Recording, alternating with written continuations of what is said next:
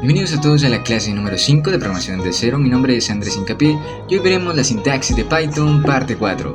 También para recordarles de que si no están en la comunidad de programación, pueden unirse aquí abajo, les dejo el link para que se unan al grupo y puedan ver las clases también virtualmente. Bueno, no siendo más, empecemos con la clase. En la sintaxis de Python parte 4 veremos qué son librerías, cómo importar librerías, archivos y demás, y otras funciones muy útiles en Python.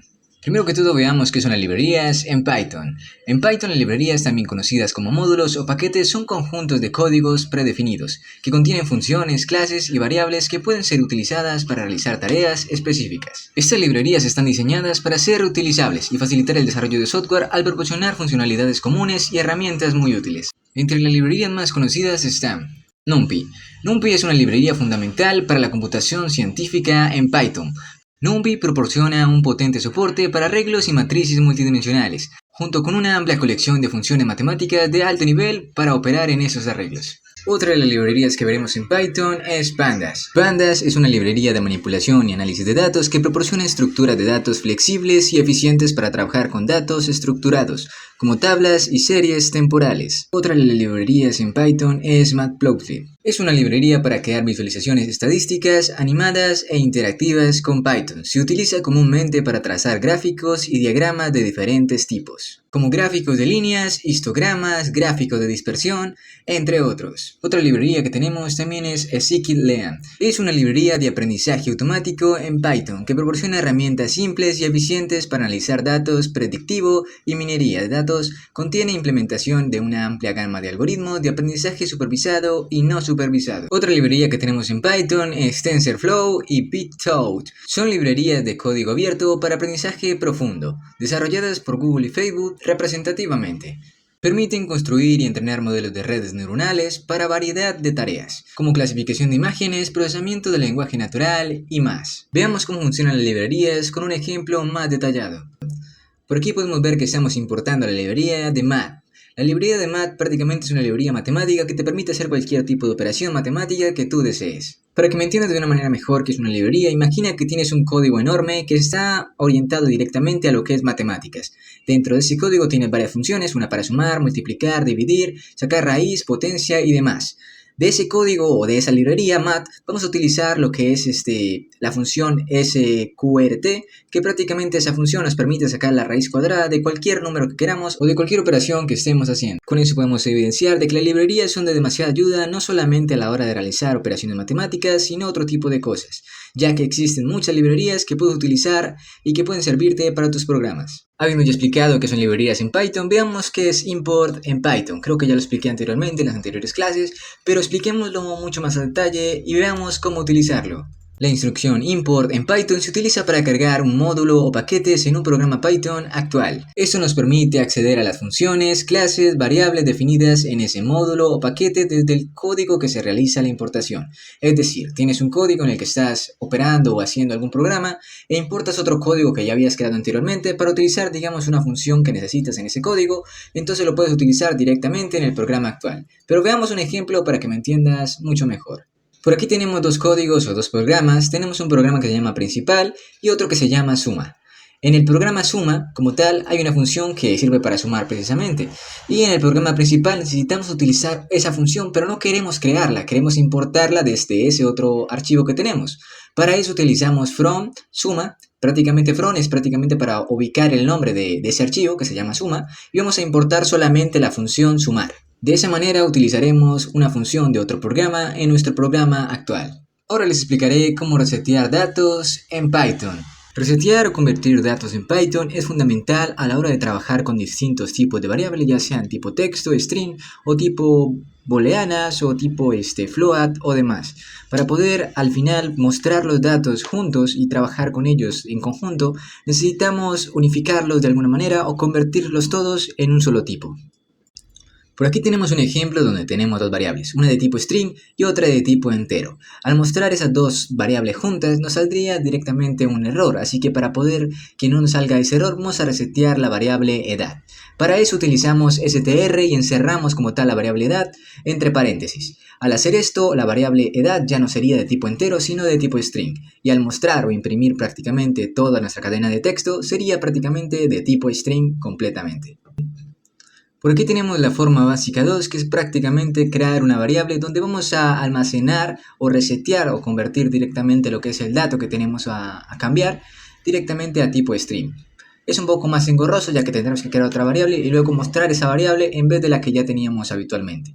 Entonces ahí pueden ver de que la diferencia entre la forma básica 1 y la forma básica 2 es que en la forma básica 1 lo podemos hacer directamente a la hora de imprimir y en la forma básica 2 es prácticamente crear una variable y resetearla o convertirla. Por aquí tenemos lo que es el método format, que es una herramienta muy útil en Python para formatear cadenas de texto. Con esta función puedes reemplazar valores dentro de una cadena de texto con otros valores de manera que la salida final tenga el formato que tú desees. Para utilizar el formato format vas a necesitar colocar al final de lo que es la cadena que vas a resetear, vas a colocar .format, vas a abrir paréntesis y ahí vas a meter como tal las variables que vas a resetear. Y en el lugar específico donde quieres que salgan vas a colocar lo que es llaves. Es importante colocar en orden, en lo que es los paréntesis de format, las variables que vas a mostrar, tanto la primera como la segunda. Dependiendo del orden en que las pongas, asimismo va a salir en lo que es la cadena de texto. Por aquí tenemos otra forma de convertir datos en Python, que sería fstrings.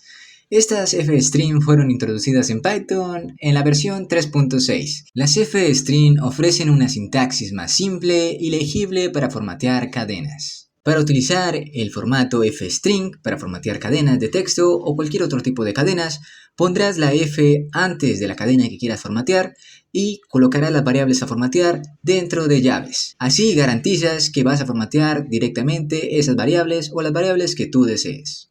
Ahora veremos cómo convertir datos de mayúsculas a minúsculas o viceversa.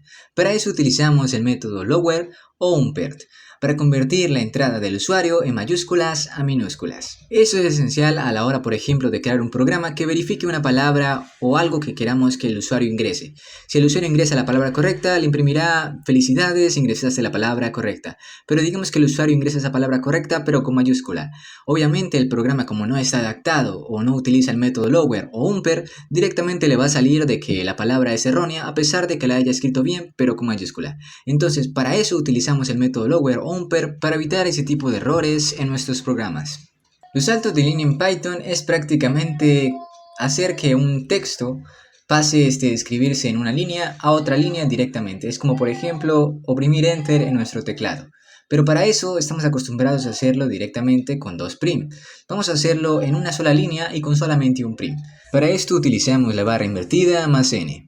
Para poder imprimir lo que es esta de la primera línea, en la primera línea directamente, y luego colocar la barra invertida más n y colocar esta la segunda línea. Al imprimir esto nos va a aparecer arriba directamente la primera línea y abajo de la primera línea o de lo que imprimimos nos va a aparecer la segunda línea. Es prácticamente como hacer esos dos prim pero solamente en uno con la barra invertida más n.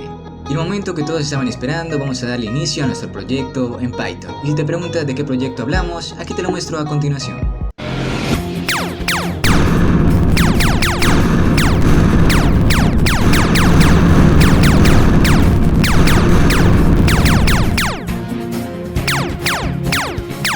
Así es, estaremos realizando este videojuego básico en Python y estará dividido en 4 partes, así que no siendo más, démosle inicio a la parte 1.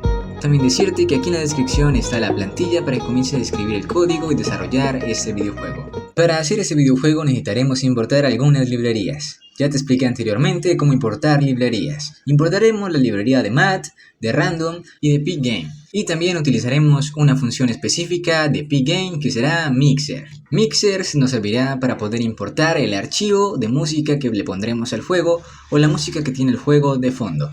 Luego de importar la librería, vamos a inicializar la librería de pgame.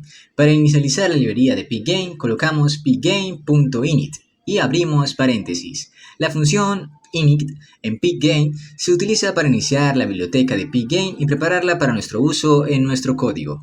Luego de inicializar la librería de pgame, pasaremos a crear la pantalla de nuestro juego. Para eso crearemos una variable que se llame pantalla y le asignaremos pgame.display.setMode y abriremos dobles paréntesis y colocaremos el tamaño de nuestra pantalla. Para eso es aconsejable que no supere los 900 por 600 megapíxeles. Y si te preguntabas, la función display dentro de la biblioteca Pigame contiene prácticamente la funcionalidad del aspecto en la ventana, prácticamente de la que se encarga de la configuración y que todo se muestre de acuerdo en la pantalla que vamos a crear, y prácticamente la función setModel se encarga prácticamente de lo que es el tamaño de la ventana a la hora de crearla. Una vez ya creada la ventana, vamos a establecer el fondo que tendrá esa ventana o nuestro videojuego. Para eso crearemos una variable llamada fondo y le asignaremos lo siguiente: pgame.imagi.load. Abriremos paréntesis y dentro de esos paréntesis le asignaremos el nombre de nuestra foto o imagen que tengamos guardada directamente en el programa o en la misma carpeta del programa. Para eso es aconsejable que la foto que vayas a poner de fondo sea del mismo tamaño del que creaste la pantalla. Sería prácticamente de 900 por 600 megapíxeles. Y esta imagen deberá estar guardada en el mismo lugar donde está tu código de tu juego. Y si te preguntabas la función pgame.imagi, esa función se refiere al módulo de Imagi para poder trabajar con la biblioteca de Pgame, para poder traer o cargar de alguna manera imágenes a tu código. Y la función load creo que ya te la expliqué, pero prácticamente sirve para poder cargar la ruta donde está guardada la imagen que pondrá de fondo. Una vez ya cargada la imagen de fondo, estableceremos la música de fondo que tendrá tu juego. Para eso utilizaremos la librería de Mixer y estableceremos directamente mixer.music.load. Y entre paréntesis colocaremos el nombre de la canción o la música que quieres que pongamos de fondo en tu videojuego. Es esencial también decirte de que la música tiene que ser en formato WAV. Y si te preguntabas qué significa mixer.music, es prácticamente el módulo o la función que se encarga de cargar archivos de audio o música.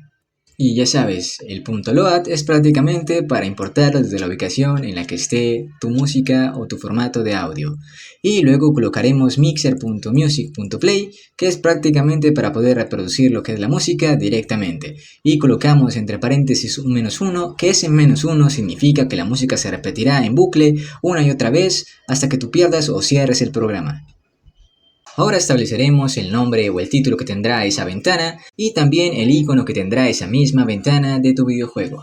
Pasaremos directamente a colocar pgame.display.set_caption y entre paréntesis colocaremos el nombre que quieres que tenga la ventana o en este caso tu videojuego. Luego pasaremos a colocarle un icono a la ventana de tu videojuego. En este caso creamos una variable que se llame icono y le damos o le asignamos pgame.imagine.load y entre paréntesis colocamos el nombre del icono o prácticamente la imagen que vas a colocar de icono a tu videojuego. La función set_caption se utiliza para establecer el título de la ventana del juego de Pgame, prácticamente la ventana que ya creamos anteriormente. Luego colocaremos pgame.display.set_icono y colocaremos entre paréntesis la variable donde guardamos la imagen de icono del juego.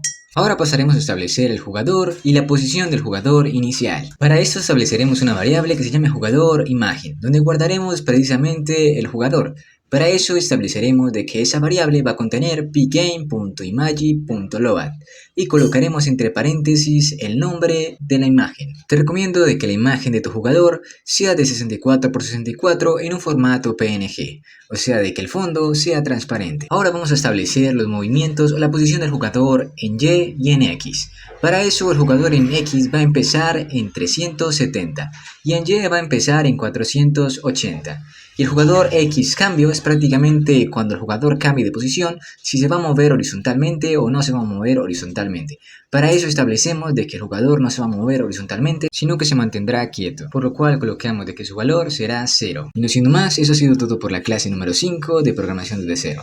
Nos vemos en la próxima clase para aprender más sobre Python y para seguir con el proyecto que estamos desarrollando. Mi nombre es Andrés Hincapié y nos vemos el próximo domingo a la misma hora y por el mismo canal.